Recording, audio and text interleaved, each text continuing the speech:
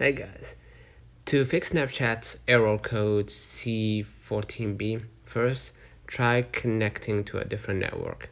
Just swipe down to your control center, hit the Bluetooth kind of thing right here next to the Wi-Fi, and press the Wi-Fi.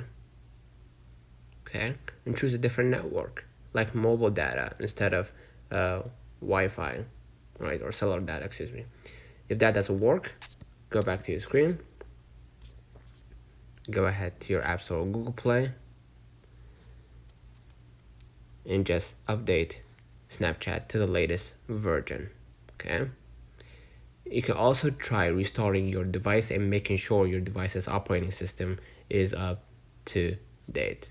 Okay, so simply go ahead to the settings, general, software update. Make sure your iOS is fully updated to the latest version in order to get access to all the new features. So let me know in the comments if this video helped you.